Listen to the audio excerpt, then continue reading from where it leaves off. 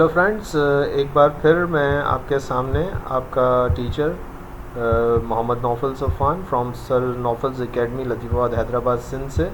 मेरा चैनल मुझे सपोर्ट कीजिएगा, सब्सक्राइब कीजिए, लाइक कीजिएगा और अगर मज़ीद वीडियोस चाहते हैं तो बेल आइकॉन दबा दीजिए। चलिए जी डायरेक्ट प्रेजेंटेशन की तरफ जाते हैं। सोशोलॉजी का दौर चल रहा है आजकल। इस हफ्ते मैंने सोशोलॉजी की वीडियोस बहुत सारी लॉन्च की हैं। ये 7th लेक्चर है, माइट बी 2 और 3 येट टू बी कम। तो जो है बहरहाल 7th लेक्चर है सिम्बॉलिक इंटरेक्शन इन सोशोलॉजी या symbolic interaction theory in sociology. क्या कहता है, चले देखते हैं क्या ये कहता है। What are the main theories of social change in sociology. तो sociology can be explained by more than 4 theories but these are the most popular and useful 4 theories in recent days. जो कि मैं अब आपको बताने जा रहा हूँ, ये 4 जो हैं बहुत ज़्यादा इन हैं।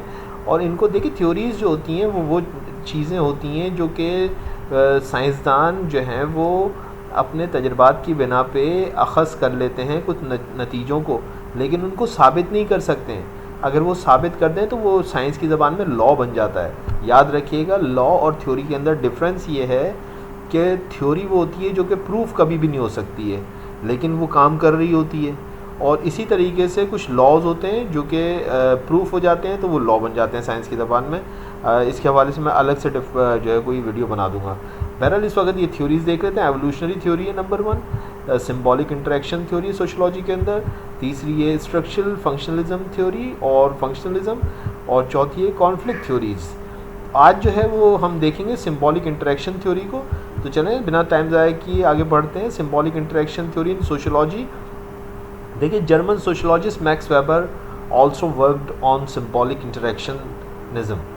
सो हम कह सकते हैं कि मैक्स वेबर भी इस सिम्बॉलिक इंटरेक्शन को बहुत हद तक समझता था। उसने इस हवाले से काफ़ी काम किया, लेकिन but an American George Herbert made जो है ये इसका क्रेडिट देते हैं। जॉर्ज एच मीड भी कहलाता है ये, 1863 to 1931। तो ये 19वीं और 20वीं सदी का philosopher is considered a founder of symbolic interaction, though he never coined this term, but his student in 1937 interpreted his work and created specifically this term in shape of symbolic interactionism. तो ये कि जो है ये इसने भी जो है वो कोई इस हवाले से कोई बुक नहीं पब्लिश कर सका था। इसकी ज़िंदगी ने इसको इजाज़त नहीं दी थी जॉर्ज एच मीड को।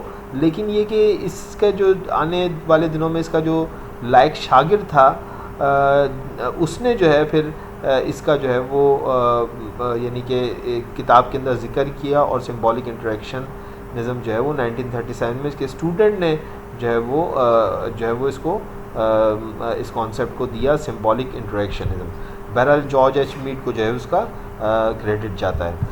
चलिए जी, symbolic interactionism is a micro level theory that focuses on the relationship among individuals within a society as humans and as members of a society.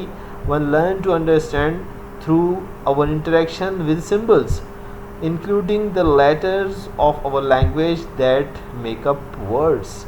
ठीक है जी, आगे चलते हैं। इसको समझ लीजिएगा, मैं आपको उर्दू में भी समझा देता हूँ।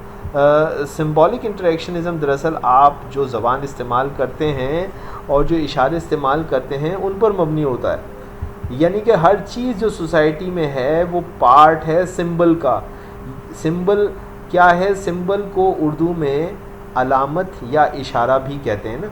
ठीक है जी, सिंबल अगर आप जहन में रखिएगा, जब भी मैं ये वर्ड सिंबल इस्तेमाल करूँ इस प्रेजेंटेशन के दौरान या सिंबलिज़म करूँ तो इसका मकसद होगा इशारे की बात है, ये अलामत है, कोई सिंबल है। ठीक है जी। और कोई भी ख़याल और सोच, ये मैं सिम्बॉलिक इंटरेक्शनिज़म के बारे में बता रहा हूँ कि सिम्बॉलिक इंटरेक्शनिज़म की थ्योरी के अंदर कोई भी ख़याल और सोच दरअसल सोसाइटी में आता ही इन सिंबल के रिएक्शन के तौर पे है।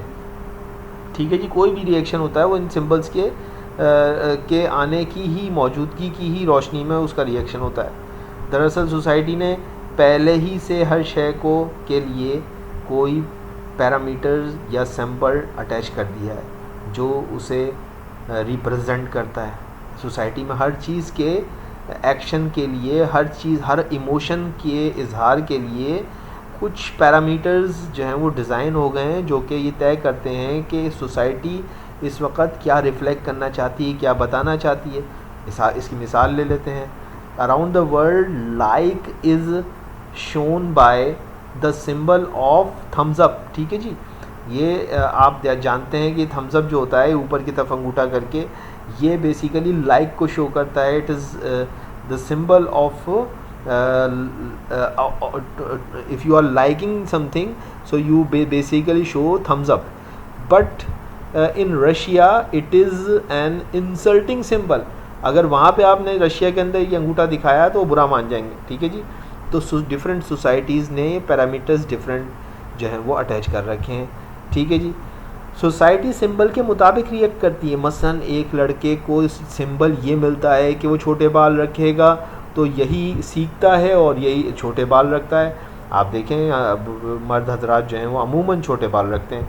इसी तरीके एक लड़की को ये सिंबल मिलता है या सिखाया जाता है कि वो बड़े बाल रखे तो वो बड़े बाल ही रखती है। तो आप देखिए कि अमूमन गर्ल्स के बाल बड़े होते हैं, और इसी वजह से अगर कोई लड़का बड़े लंबे बाल रख ले और दूर से आ रहा हो तो हम इवन धोखा खा जाते हैं कि लड़की, हालांकि उसका कसूर नहीं है, वो क्या बड़े बाल नहीं रख सकता।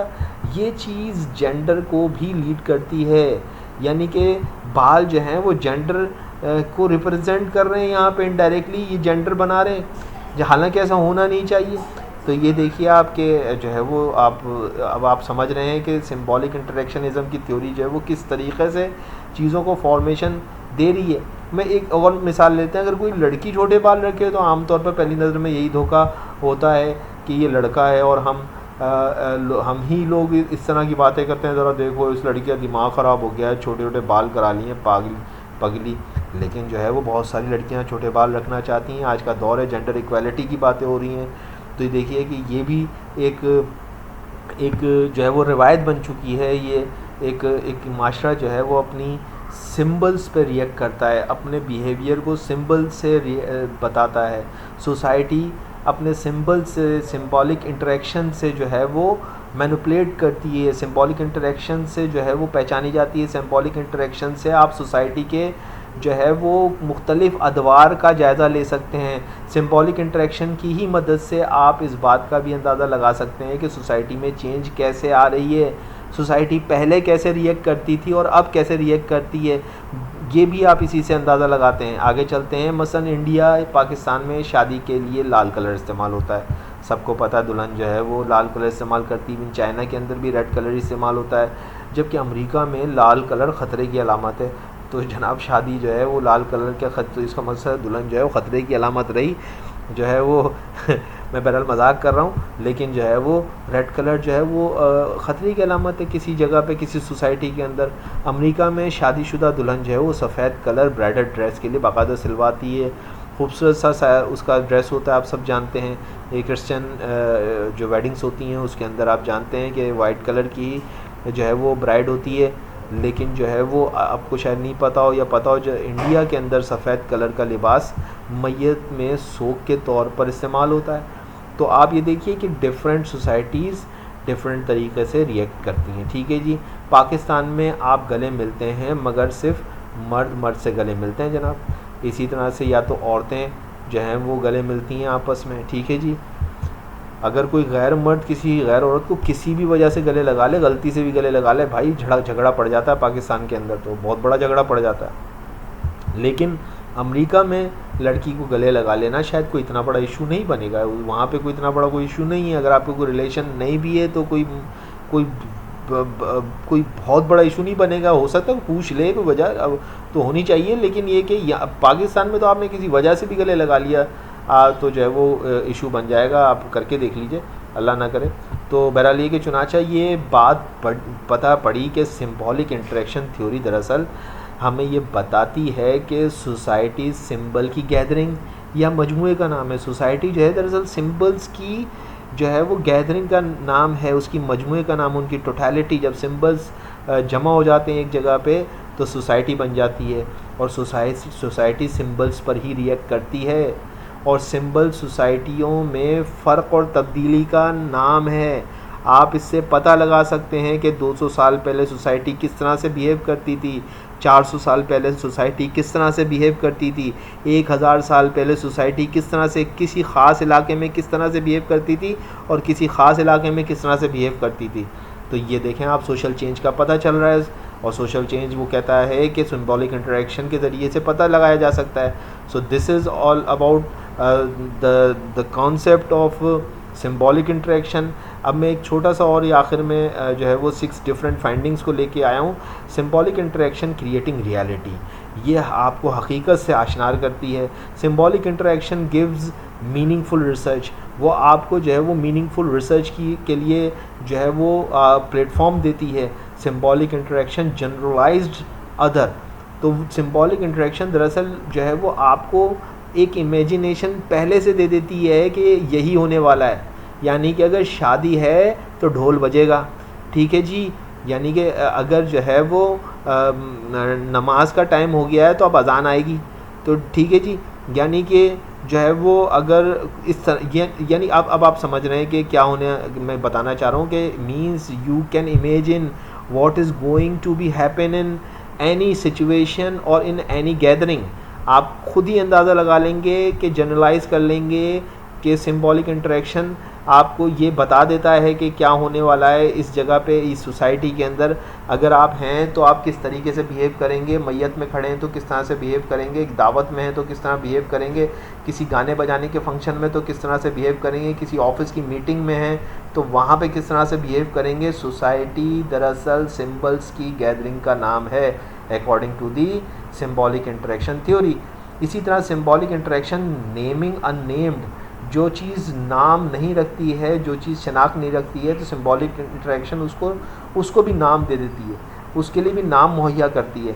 Symbolic interaction tells about symbolic manipulation, और ये भी बताती है कि किस तरीके से आप इंटरेक्शन कर सकते हैं, किस तरीके से आप अपनी बातों को दूसरों तक पहुंचा सकते हैं। अमेरिकन सदर अगर लाल रंग की टाई लगा के किसी मुल्क के दौरे पर आया है तो वो आपको क्या बताना चाह रहा है, नीले कलर की टाई लगा के आया है तो क्या बताना चाह रहा है जनाब, ये सिंबॉलिक जो है वो मैनिपुलेशन है, सिंबॉलिक इंटरेक्शन है ये, ठीक है जी। Symbolic interaction gives the self fulfilling prophecy. Self fulfilling prophecy एक पूरी टर्म है, इसको समझने के लिए आप यूँ समझ लीजिए कि असल में जो प्रिडिक्शन होती है, जो है वो आपने प्रिडिक्शन कर दी है कि भाई ये होने वाला है, असल में वो होना नहीं होता है लेकिन आपकी हरकतों की वजह से वो हो जाता है। मिसाल के तौर पे किसी ने कह दिया भाई कि कोरोना जो है वो अब तो हैदराबाद में फैला ही फैला, तो आपने पता चला कि कोई ऐसी हरकतें करना शुरू कर दी कि ज़्यादा ही एहतियाती तदाबीर करना शुरू कर दी और पता चला वाकई में ही कोरोना हो गया, हालांकि होना नहीं था। तो ये सेल्फ फुलफिलिंग प्रोफेसी होती है। इसकी एग्जांपल मैंने डिक्शनरी से निकाली कि for example in the stock market if it is widely believed that crash is imminent, यानी कि स्टॉक मार्केट में अगर ये फैल जाए कि भाई फला आज तो जो है वो इस कंपनी के जो है वो रेट गिरने ही गिरने हैं, इसका तो जो है वो जो रेट है इसके शेयर्स का वो गिरना ही गिरना है, तो इन्वेस्टर वहाँ से पैसा वैसे ही निकालना शुरू कर देंगे। तो वो जो नहीं गिरना होता है ना रेट, वो भी गिरना शुरू हो जाता है, क्योंकि जो सेल्फ फुलफिलिंग प्रोफेसी है वो शुरू हो जाती है और sell most of their stocks and actually cause the crash. जो क्रैश नहीं भी होना होता है वो क्रैश हो जाता है। तो ये आप समझ गए कि ये सारा का सारा क्या कर रही है, symbolic interaction gives you the self fulfilling prophecy. So I hope कि अब आपकी काफ़ी हद तक ये बात समझ में आ गई होगी। अगर वीडियो पसंद आई है तो प्लीज़ सब्सक्राइब कीजिए, लाइक कीजिए और बेल आइकॉन को प्रेस कर दीजिए। Thank you. अस्सलाम वालेकुम।